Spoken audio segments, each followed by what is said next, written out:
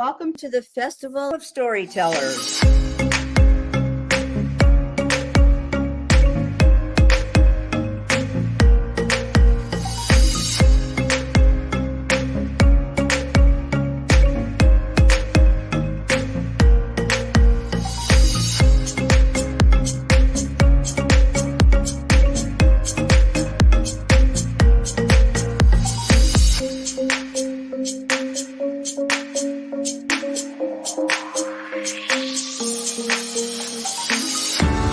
I can't tell you how excited I am to be on right now. It's been a couple of weeks of excitement getting prepared, and I've done a lot of things in my life, but this has got to be close to the top. Thank you, ReadersMagnet, and thank you, John, for putting this forth and taking the chance on our authors in presenting this out to the world. I've enjoyed this immensely, Joanne. Ellie, so have I. Thank you for who you are, and thank you, ReadersMagnet. You all are beautiful, and you've worked so very hard, and we are blessed. We are. I thank everybody that's involved with this process, because we know writers need readers and writers need publishers. We thank ReadersMagnet and everybody that's involved. I love ReadersMagnet. They say, we share your stories with the world.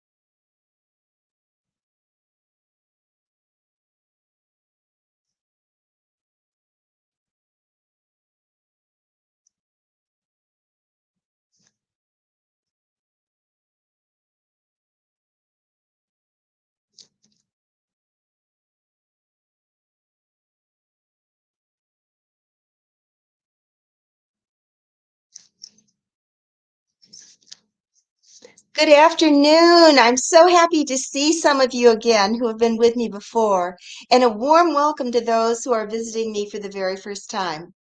I'm Margaret Krivchenia, and I have been publishing books for the past 6 years.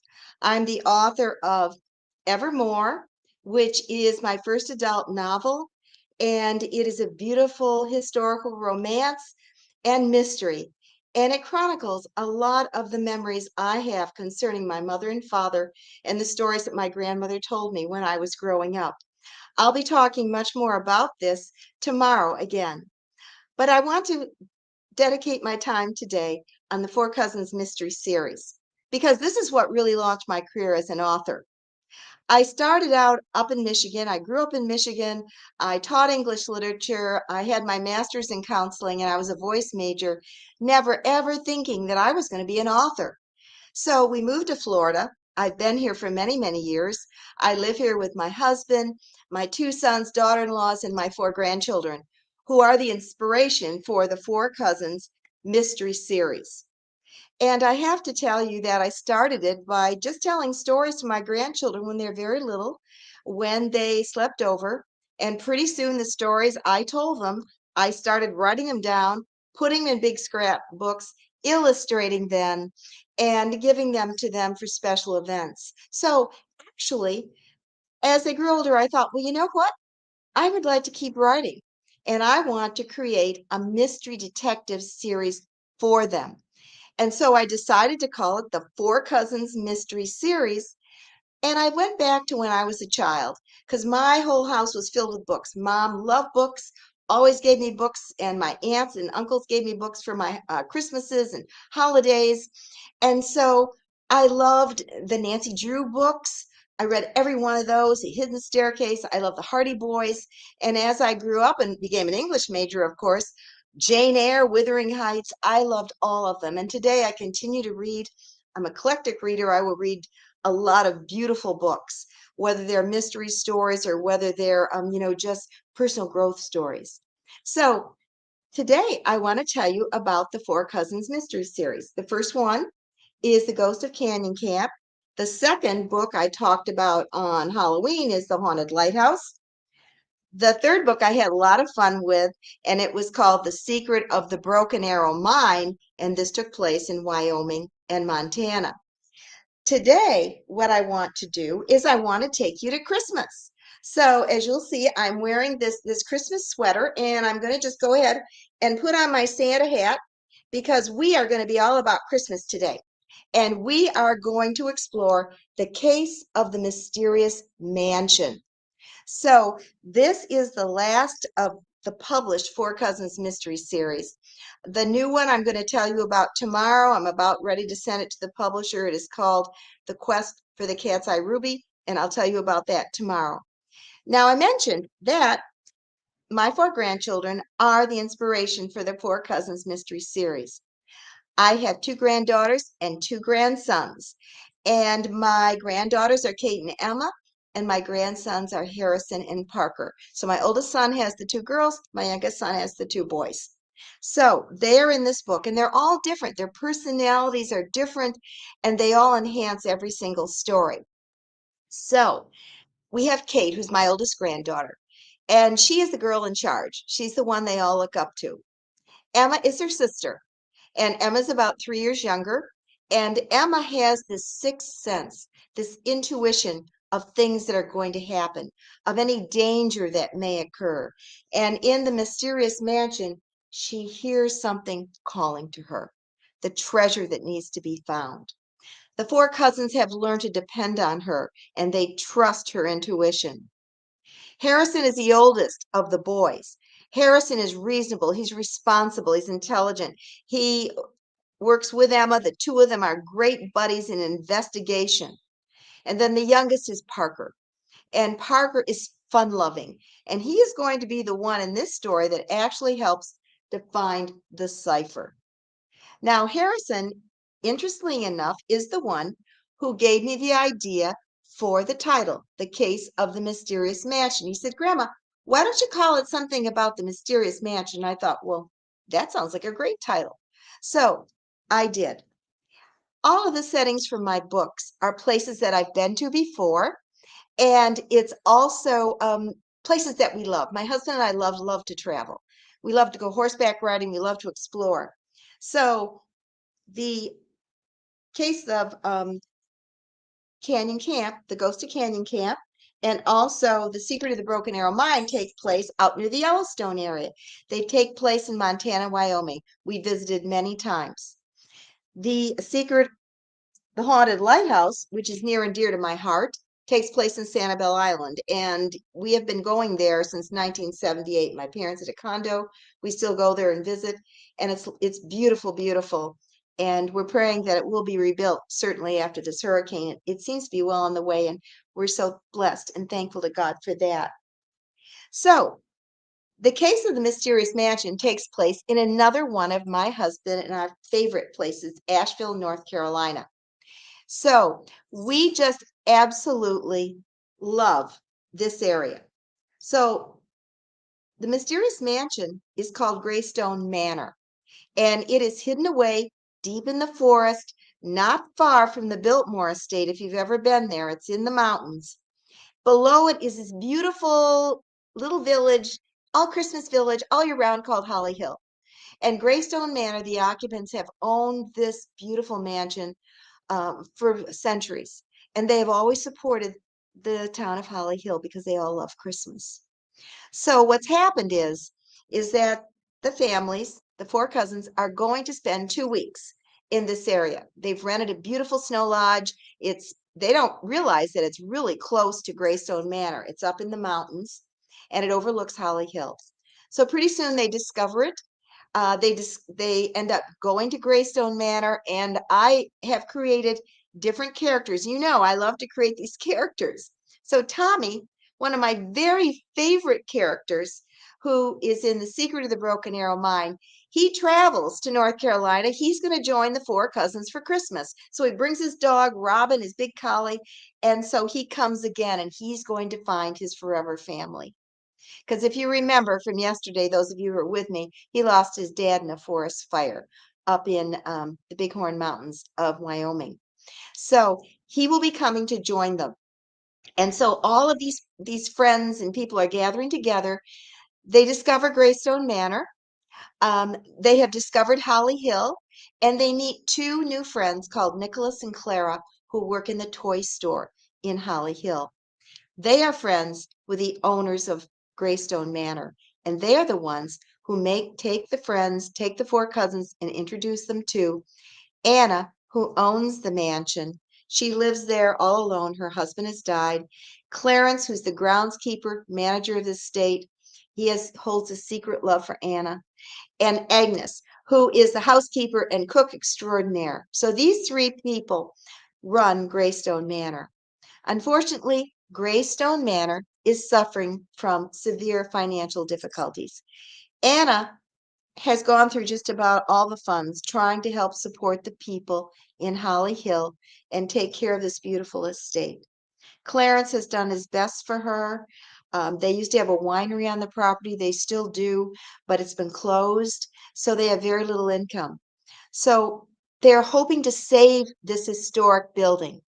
So what happens is that Anna remembers what her grandfather told her, and her father told her that her great-grandfather had traveled to Bethlehem in the 1800s and had brought back a priceless artifact. Now, he was very ill at the end when he was telling her grandfather about this, and they really thought he was rather delusional. He told them that he had hidden this priceless treasure, and there was a code. They had to find this little scroll with numbers on it because it was a cipher, and it would tell them where to find it. So they didn't pay any attention. Her grandfather didn't. They thought he was just delusional. So the great grandfather passed away, and for years and years, the mansion continued on. They continued to support Holly Hill. Now they have great financial troubles. And so Anna has been approached by developers who want to take over the mansion. Basically, they're going to level it and they're going to build a huge ski resort. This is his historic house. She wants it saved.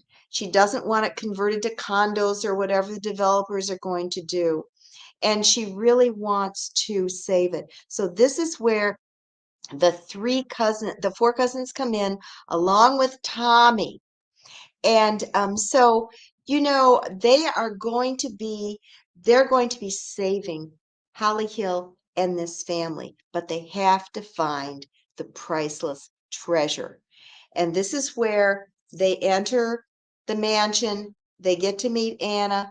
They get to hear about it. And the first time that the four cousins enter the mansion, Emma is transfixed in the foyer, and she feels something throbbing in her head. She says, "There's something here. There's something here. I know it. There's something here." So this causes Anna to tell the four cousins and their parents the legend of Greystone Manor and the treasure that is hidden somewhere. So they begin to listen.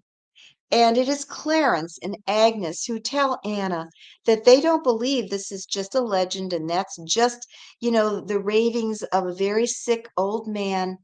They believe what the grandfather and the father told them. They think that the story is actually true. So the first thing they have to do, they have to find it's a scroll. And the great grandfather has hidden the scroll somewhere in this mansion. And it's a cipher. And just to give you an idea what ciphers are, I'm going to read from this book. It says, during the wars, spies would use codes called ciphers. The numbers stand for letters or words. Kate said that she learned that messages were often sent this way, and words were hidden in particular books.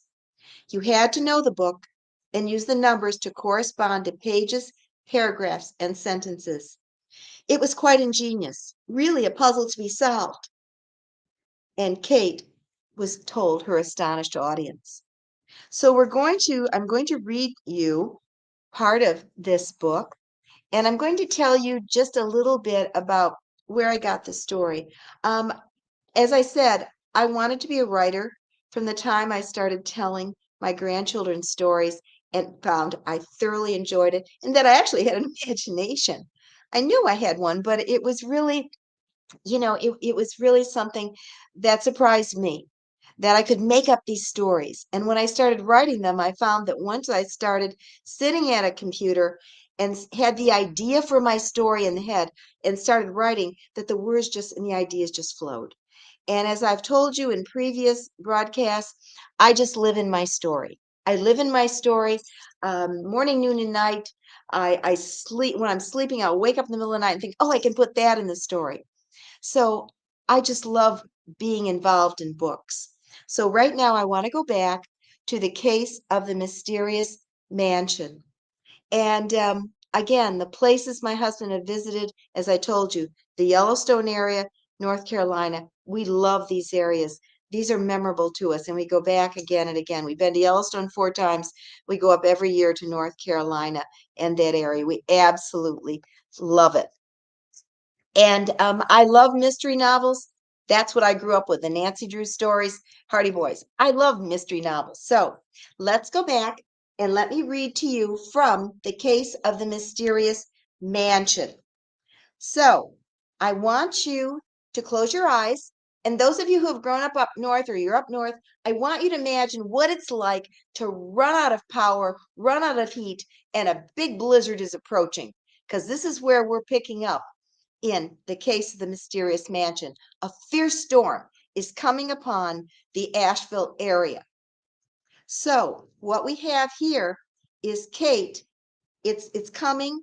The cousins have found the scroll. It was hidden in a very antique desk of the great grandfather. And so Kate says, okay, remember what I told you about ciphers? They are codes. They usually are messages that are found in books. It has to do with pages, paragraphs, sentences, and words in the sentences. We have to find the particular book and decipher what Anna's great-grandfather wanted to tell us, Kate reminded them. Oh, is that all? Nicholas, their new friend, skeptically asked. Hey, we found our way out of caves and mines. We can do this, Harrison told him. Yes, we had real-life superheroes to help us, Parker informed his friends. Well, I don't see any superheroes right now, Nicholas said. I do, Parker said as he pointed to Kate and Emma. Suddenly, they were all plunged into total darkness as the lights went out. Greystone Manor was plunged into blackness. The only sound they heard was the fierce pounding of the winds outside. The storm had arrived in its fury. Oh no, I'm in the dark again, Parker cried, who had a great fear of bats and also of darkness because he was remembering when he had been caught in a cave when he was only 5 years old. The blizzard. The 4 cousins and Nicholas and Clara stood in stunned silence. What had happened? Clarence and Tommy could be heard calling to them. We're in the library, Kate answered. Soon, flashlights and lanterns entered the room, illuminating the darkness to Parker's delight. Clarence, Anna, Tommy, and their parents joined them around the desk. The blizzard has arrived, Clarence told them. So here are extra flashlights, batteries, and lanterns for you. We are going to be lighting fires in the fireplaces in the study, dining room, and kitchen. It will be warm in those rooms. With the power out, we can't use our electric furnace. We are camping out in the middle of winter. The good news is we have plenty of food, warm clothes, and blankets. We'll all sleep in the study. I have sleeping bags and pillows. Now, we have brought you warm sweaters, jackets, socks, hats, and scarves. We'll get through this storm, but it's a bad one. You need to listen to me or Tommy and follow our instructions. Understand? Clarence told them. In the glow from the lanterns, the faces of the 4 cousins and Nicholas and Clara registered shock. Then the realization hit them that the library was about to become very cold and off limits. So Kate knew that they had to act fast. We have to stay here in just a little longer. We've just found the cipher, Kate declared, trying to take matters into their own hands. Now it was time for Clarence, Tommy, and the parents to be surprised. With the threatening storm, they had completely forgotten about the quest for the cipher and the artifact. They had not even thought that the diligence and resourcefulness of their children would once again yield results. The search will have to wait until after this blizzard is over with. The safety of everyone is most important. You're comfortable at this moment. Do you hear those winds and the snow pelting the windows and the walls of this house? I'm telling you that it's going to get a whole lot worse. The blizzard is just in the beginning stages. The cold will descend soon, and you will feel it outside the rooms where we are lighting fires in the fireplaces. Trust me when I tell you that it will be bone-chilling. Don't you agree, Tommy? Clarence asked, looking for confirmation from his young partner. Clarence is right. These kinds of storms can't be taken lightly. At the ranch, the Flying J, we stay in the main house with Father Mike and Hilda, and we ride out the weather there, Tommy reasoned with his friends, knowing how disappointed they were with this news. Could we stay in here for a half hour longer? We need to find the book, and then we can decode the message in the study. Please, Emma pleaded with the concerned adults and Tommy. When Clarence hesitated, Tommy spoke up. Look, I could stay with them and bring them to the study with or without the book at the time you specify. 30 minutes won't make any big difference. 30 minutes and no longer, but only if their parents agree. I need the parents to help me light the fires and gather the blankets and supplies and bring everything to the study. This storm will rage for 12 hours at least, Clarence replied, looking at the moms and dads for their decision. You promise you'll all be in the study in 30 minutes? Kate and Emma's mom asked her daughters with a penetrating stare. What about you, Harrison, Parker? Do you promise to obey Tommy and be back in the study when he says you have to go? The four cousins accepted the terms and agreed to leave after the allotted 30 minutes. They just hoped that it would be enough time for them to discover the book that Anna's great-grandfather had used to hide the message that could be the key to unlocking the location of the priceless treasure that he had brought home from Bethlehem decades ago. All right, no time to waste. Tommy, the timer starts now. Take these jackets and put them on. Here are lanterns and flashlights, Clarence said as he handed everything to the young people, who immediately began following his orders. He and the parents hurriedly left to complete the preparations. The family split up, with one set going to the kitchen to bring food and to help Agnes. The others followed Clarence upstairs to the bedrooms to bring down blankets, pillows, and sleeping bags. Meanwhile, the four cousins were huddled together, discussing what books they needed to look for. They knew that it was a daunting task as they scanned the library with its hundreds of volumes. They knew that they didn't have much time. Okay, we need to think at warp speed, Kate told them. I think we should consider why he spent so much time in here. What did he do all that time? Emma pondered. What was he most interested in? Anna said he meditated a lot in front of that tapestry, Harrison remembered. You realize that the tapestry is the scene from Bethlehem and the birth of Jesus. It's the nativity story with Mary, Joseph, baby Jesus, the angels, shepherds, and the three kings woven together to form this beautiful picture, Tommy reminded them. So, what about books concerning Bethlehem and the story of the nativity? Clara offered. That's a great idea, Kate said, her blue eyes flashing in agreement. For the next few minutes, the four cousins, Nicholas, Clara, and Tama, quickly finished searching the library shelves, holding their lanterns and flashlights high as they reviewed the titles. They found several travel and information books on the Holy Land and stacked them on the desk. They would take them to the study and use the cipher on each one. The answer had to be in one of them.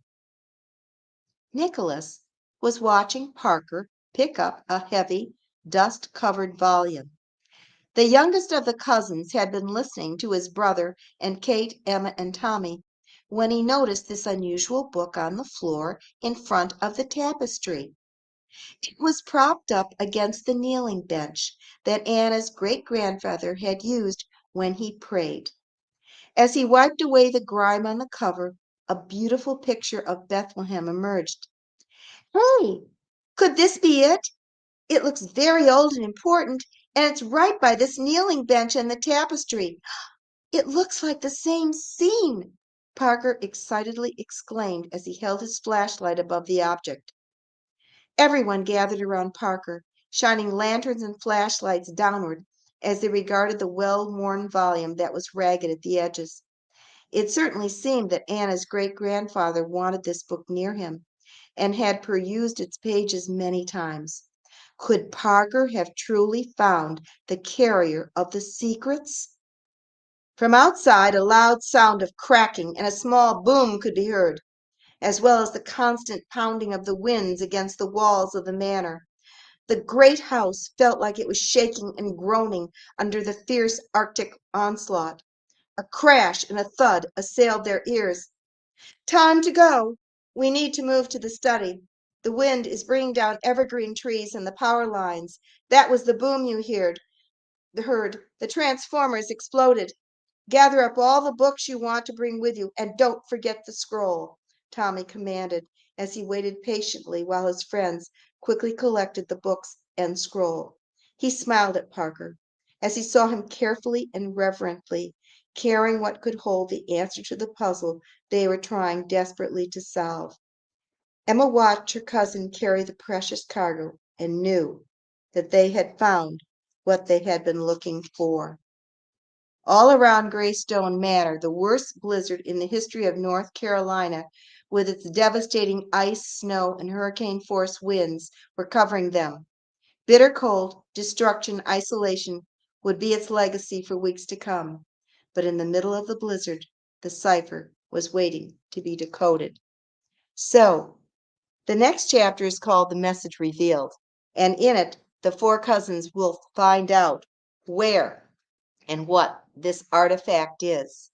The first word they decode is called tapestry. And in this picture that I'm going to show you, if I can hold it up, you're going to see that there is a tapestry hanging by a very large fireplace. This fireplace is in the library. It extends from the floor to the ceiling, and the tapestry has a ladder next to it. The cousins are going to find that by climbing up the ladder and reaching behind the tapestry, the code tells them to pull a lever. When they do, there is a trap door that opens up inside the fireplaces and reveals a winding iron staircase that goes down into the depths below Greystone Manor. In this picture, you see the four cousins entering the fireplace. They will go down into the depths of Greystone Manor, and Emma will lead them as she hears this treasure calling to her, this great, beautiful, priceless treasure that the great-grandfather brought home from Bethlehem. And it transformed him. It caused him to pray constantly in front of the tapestry. He knew where this was held, and he wanted his family to find it. It is priceless. So I'm going to show you this because if your children or grandchildren are going to read it, you're hopefully not going to tell them the end. It is a bright star that has been created by an artist at the time of the Nativity. And it is glowing and it throbs, and Emma feels it, and they find it beneath the floor in the bottom of Greystone Manor. So this is something that they find. This is the treasure that saves Holly Hill and Greystone Manor, because they return this treasure to Jerusalem and they turn it to Bethlehem, to this beautiful museum, which gives them a huge amount of money, which they can take back used to save Holly Hill, used to restore the manor. So once again, the cousins have saved a family, they've saved a town with all the people, and they have done it through their ingenuity and through their love and kindness and their belief in God and the prayers that they say to God to help them. So all of my stories have a message in them. All of the Four Cousins mystery stories have a message. All of the children save someone who's gone off the track or who is in trouble, and in the end, they save these people and they turn them around, turn their lives around. So every book ends with an epilogue, and I tell you what happened after because I like to bring the story full circle.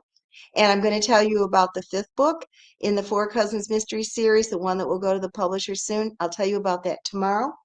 I also want to tell you that, again, Evermore is a story of faith. It's a story of tragedy, sorrows, joys, and coming out on the other side through the resiliency of the human spirit and the love of God and the trust in Him. And I'll talk about this more tomorrow.